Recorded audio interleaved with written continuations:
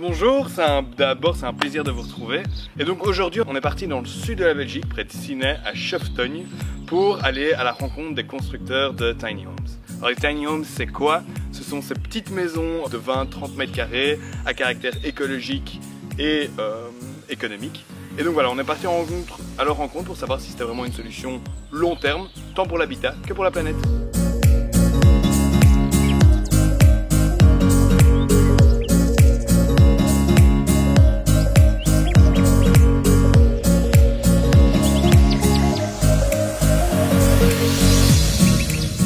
Donc voilà, nous on va aller à la rencontre de Harold, Thibaut et Paul pour voir ce qu'est vraiment une tiny house en Belgique.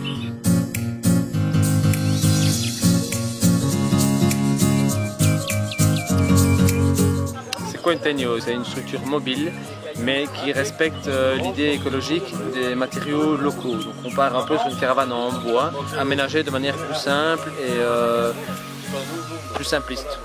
C'est une petite maison en bois mise sur remorque qui dispose de toutes les communautés pour vivre de manière aussi confortable que dans une maison. Donc c'est des vraies cuisines, des vraies salles de bain. Le seul principe c'est que c'est un peu plus petit, un peu plus optimisé. Alors en Belgique ils ne sont pas encore énormément en fer. Beaucoup viennent de la charpente, de la menuiserie, de la construction et sont dirigés vers cette mode de petite maison plus abordable. Alors on a rencontré Paul qui lui ici est avec sa tiny house la plus évoluée, la plus chère, mais il nous a aussi dit qu'on pouvait en acquérir une à partir de 20 000 €. Les avantages, ce n'est pas un investissement qui est exorbitant par rapport à une construction traditionnelle. Il suffit juste d'installer ça sur un terrain. Au niveau de l'installation, c'est relativement facile aussi. Donc on va dire 35 000 €, on est propriétaire d'une petite maison, tout équipé, selon évidemment ce qu'on veut avoir, etc.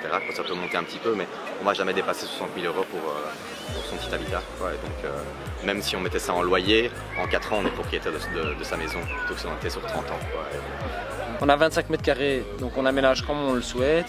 On n'a pas d'emprunt, donc on est plus libre à ce niveau-là. Donc si on voyageait ou développer d'autres choses, moi ici donc c'est ma passion de développer des cabanes et de faire un peu un sauna, des structures. Donc ça me permet de vivre plus simplement, d'avoir moins d'emprunts et de me passionner par ce qui me passionne. C'est vrai qu'il y a beaucoup de gens qui associent le mouvement des tiny homes finalement à celui des caravanes. Est-ce qu'une tiny home peut être considérée comme une caravane et vice versa? Apparemment pas, et donc on est parti à la rencontre de Harold, qui est un constructeur de tiny homes en Belgique, pour qu'il nous explique un peu la différence. Au niveau de la hauteur, au niveau du confort de vie qu'on va avoir à l'intérieur, donc même ne serait-ce qu'au niveau isolation, une caravane en hiver, on souffre dans une caravane. Ici, c'est possible de vivre à 25 degrés en consommant très peu d'énergie, de façon pendant l'hiver quand il fait moins 10 sans aucun problème. Donc ça c'est quand même vraiment intéressant. Au niveau de la hauteur, on utilise plus de volume, plus d'espace. On n'est pas encaqué, on n'est pas dans le voyage tout le temps en fait.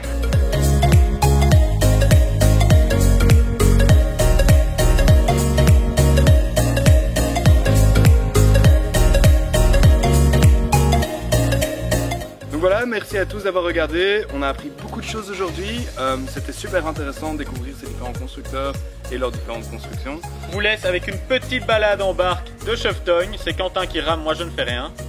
À bientôt.